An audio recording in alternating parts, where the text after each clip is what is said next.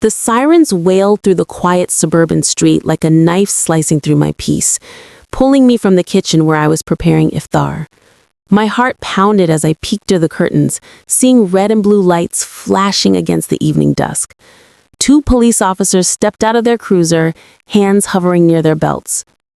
And there she was, my neighbor, Mrs. Evelyn Harper, standing on her porch with arms crossed, her face twisted in what looked like triumph. She pointed directly at my house, her voice carrying over the hum of engines. "That's her!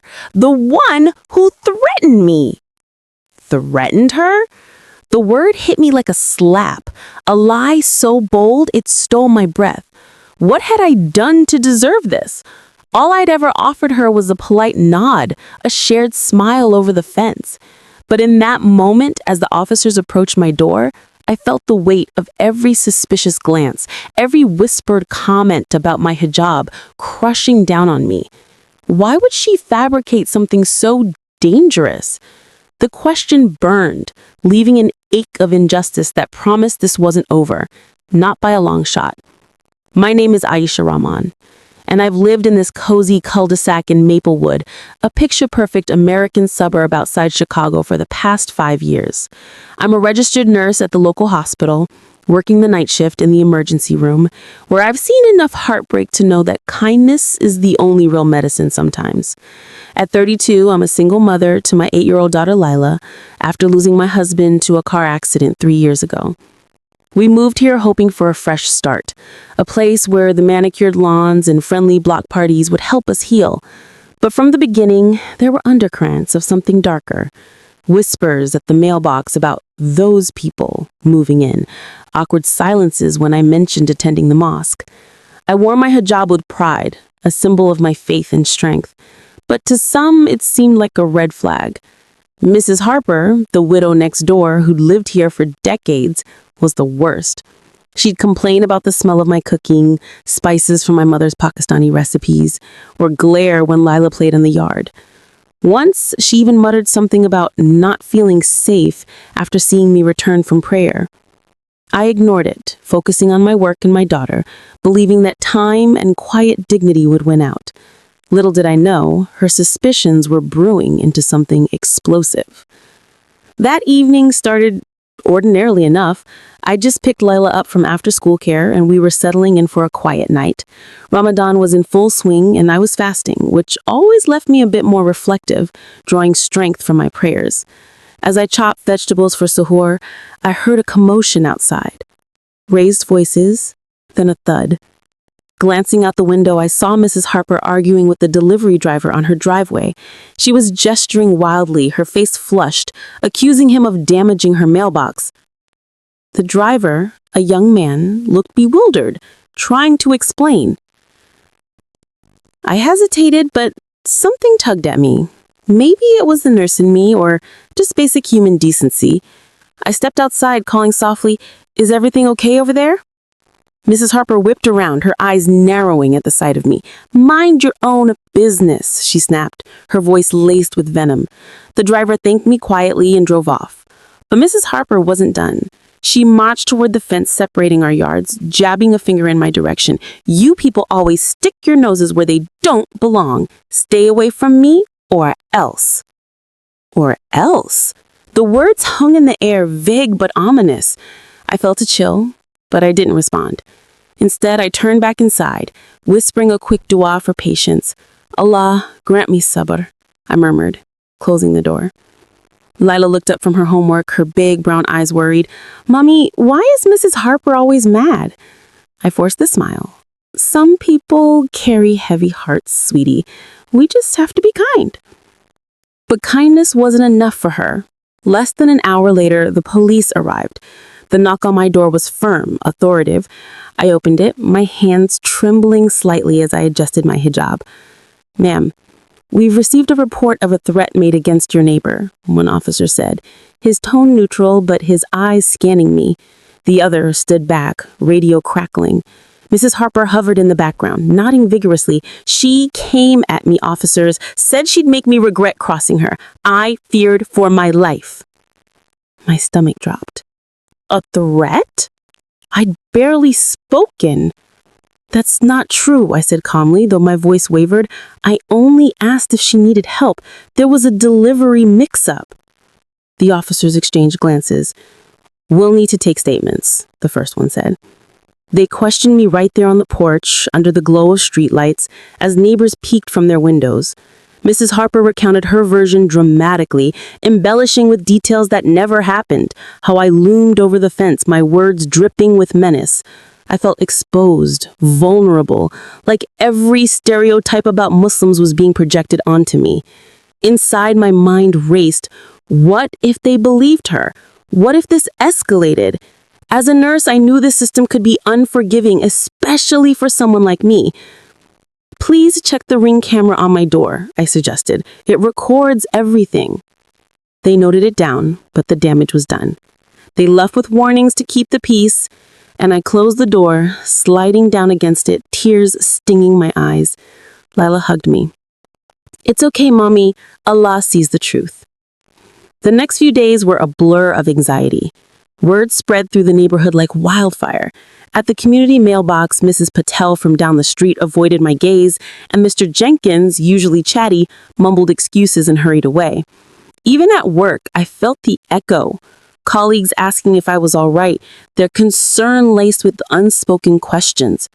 Heard about the police call, Sarah said during break. She's a fellow nurse, Christian, and one of the few who truly got me. That woman's out of line. You didn't do anything. I nodded, but inside, doubt crept in.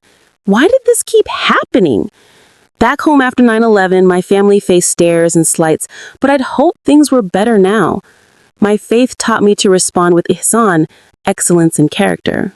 But it hurt. Nights I'd lie awake replaying the scene, wondering if I should confront her, but confrontation wasn't my way. Instead, I baked extra cookies for the neighbors, including her, leaving them anonymously. Kill them with kindness, my late husband used to say. Still, the tension built. Lila came home from school upset one day. We're strong together. I held her close, but rage simmered beneath my calm. Not at her, but at the injustice poisoning even children's minds. Then came the escalation. It was a Saturday morning, the sun filtering through leaves as I tended my small garden. Mrs. Harper was out too, clipping roses, but she kept glancing over, her lips pursed. Suddenly, she clutched her chest, gasping, and crumpled to the ground. At first, I thought it was dramatics, another ploy, but her face paled, breath shallow. "Help," she wheezed, barely audible. Panic surged through me, not fear for myself, but instinct. As a nurse, I trained for this. I vaulted the fence, phone in hand, dialing 911 as I knelt beside her. "This is Aisha Rahman. My neighbor's having a cardiac event. Send an ambulance to 142 Oak Lane." Her eyes widened in recognition, a flicker of surprise, then pain. "Stay with me," I said gently, checking her pulse, weak, irregular. I began CPR, compressing her chest rhythmically, breathing for her when needed. 1, 2, 3. Sweat beaded on my forehead, my hijab slipping slightly, but I didn't stop. Memories flashed, saving strangers in the ER, drawing on my faith for steady hands. Neighbors gathered, murmuring, "What's happening?" Someone asked. "Aisha's saving her," another replied. Minutes felt like hours until paramedics arrived, taking over. As they loaded her into the ambulance, she grasped my hand weakly. Why?" she whispered. I squeezed back. "Because it's the right thing." The doors closed, sirens fading. In the hospital waiting room later that day, Mrs. Harper had no family nearby, so I stayed. I paced, praying silently. Doctors confirmed a heart attack. My quick action saved her life. When she woke, I was there, holding a cup of water, her eyes filled with tears. "I lied to the police," she confessed, voice hoarse. "I was scared of what I didn't understand. After my husband died, I got bitter. Seeing you so composed, it reminded me of my own weaknesses. I called 911 out of spite, said you threatened me. But you saved me." The words hung heavy, a confession laced with regret. I felt a wave of emotions, anger, pity, relief. We all make mistakes, I said softly. Forgiveness is part of my faith. She nodded, promising to set the record straight. By evening, police revisited, per statement clearing me. Neighbors apologized, one by one, some with flowers, others with words. We should have known better, Mr. Jenkins said. Lila beamed as kids invited her to play again. In the end, it wasn't revenge that triumphed, but truth and kindness. Mrs. Harper and I aren't best friends, but we share tea now, her stories mingling with mine. She regrets everything, and in that regret, there's healing. For her, for me, for our street. I've proven not just to her, but to myself that dignity wins. My faith, my heart, they're unbreakable. But let me take you deeper into that night, the one that started it all. After the police left, I couldn't shake the chill. I tucked Lila in, reading her a story from the Quran about Prophet Yusuf's patience in the face of betrayal. See, even when people hurt you, Allah has a plan, I told her, kissing her forehead. Alone in the living room, I sank into the couch, the house quiet except for the tick of the clock. My mind replayed Mrs. Harper's accusations. She threatened me. How could 2 words twist reality so? I'd grown up in a diverse city, but moving to the suburbs exposed cracks I'd ignored. Friends warned me, suburbs can be insular. But I believed in the American dream, hard work, community. Now doubt crept in. What if this affected my job? Hospitals were sensitive to scandals. I called my sister Fatima, back in New York. Aisha, that's awful, she said, her voice fierce. Document everything. Don't let her get away with it. But I wasn't built for fights. I'll handle it with grace, I replied. Sleep evaded me, prayers my only solace. The following week amplified the strain. At the mosque, during Friday prayer, I confided in Imam Khalid. Sister Aisha, remember Surah Al-Furqan. The servants of the Most Merciful are those who walk upon the earth humbly. Your actions will speak. Inspired, I volunteered more at the community center, helping with food drives.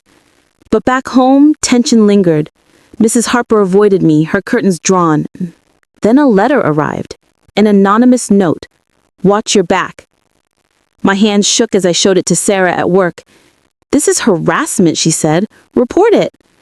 I did, but police dismissed it as a prank. Inside, fear mixed with resolve. I'm not leaving, I told Lila. This is our home. The turning point came unexpectedly. That Saturday, as I gardened, the air smelled of fresh earth and blooming lilacs. Mrs. Harper's collapse was sudden, one moment pruning, the next on the grass. Adrenaline kicked in, training overrode everything. Crossing that fence felt symbolic, bridging the divide she'd built. Performing CPR, I felt her fragility. We were both human, vulnerable. Paramedics crazed me. You gave her a fighting chance. At the hospital, waiting, I reflected on my journey. Losing Ahmed had shattered me, but nursing rebuilt me. Saving lives, one at a time. When Mrs. Harper awoke, her regret was palpable. I saw news stories, assumed the worst about your kind, she admitted. I was wrong. Tears flowed as we talked. Her loneliness, my losses. Let's start over, she said. I agreed. Healing rippled out. The neighborhood held a potluck, Mrs. Harper sharing my story. Aisha is the hero here. Applause warmed me. Lila made friends. I felt empowered. Faith carried me through, proving wrong not with words but deeds. In quiet moments, I thank Allah for turning pain into purpose. Yet the emotional layers run deeper. Recall the delivery incident. Mrs. Harper's anger wasn't just at the driver, it was displaced fear. Later, she confessed watching biased news, fueling paranoia. I thought you were different. Different. The word stung, but I educated gently. Islam means peace, I explained. Our conversations evolved. She visited the mosque, curious. Change isn't overnight, but it's real. Work provided contrast. In the ER, I treated all, regardless of background. One night, post-incident, a patient recognized me. "You're the one who saved that lady." Word spread, boosting my confidence. Sarah joked, "You're famous." But fame wasn't the point. Justice was. Lila's resilience inspired me. "Mommy, Mrs. Harper said sorry," she reported after a playdate. Kids forgive easily. Adults learn from them. As months passed, our bond grew. Mrs. Harper helped with my garden. I checked on her health. Regret transformed her. Volunteering, advocating against bias. "I almost lost everything," she said. "You gave me a second chance." My story? It's one of many, but it reminds.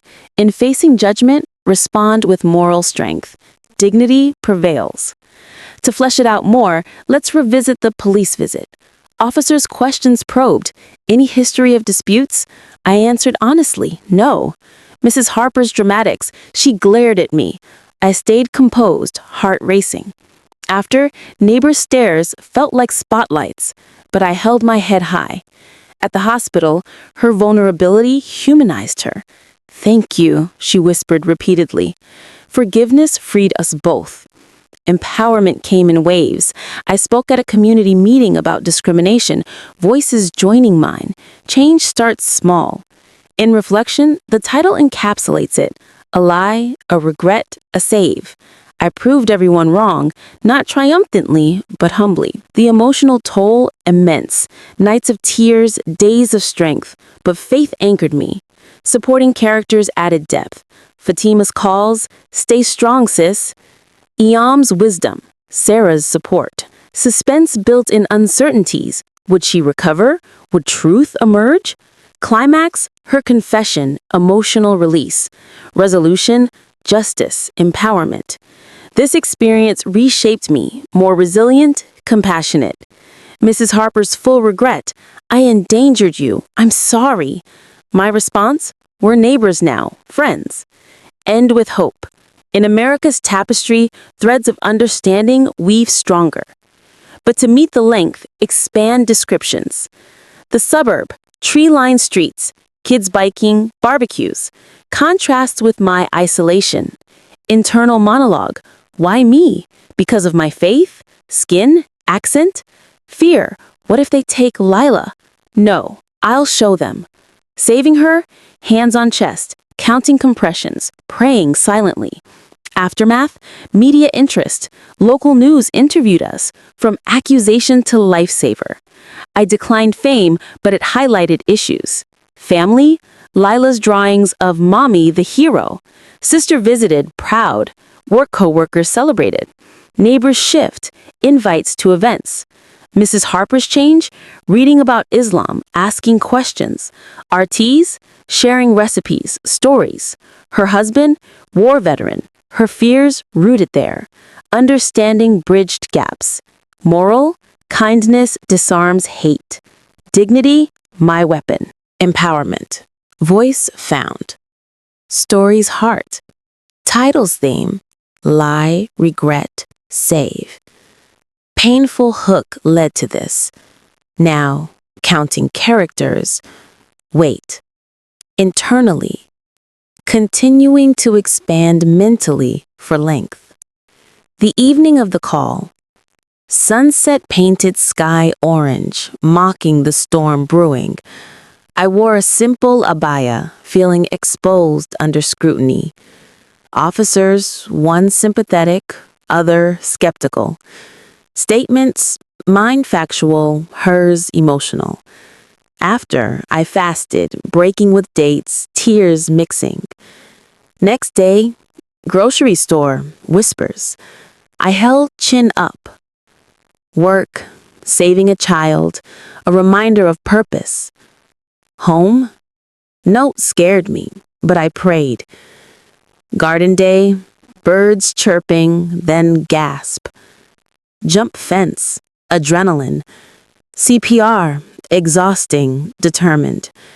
Ambulance, relief. Waiting room, cold coffee, anxious. Visit, her pale, grateful. Confession, tearful. Police, cleared. Neighborhood, apologies. Potluck, laughter, unity. Months later, peace.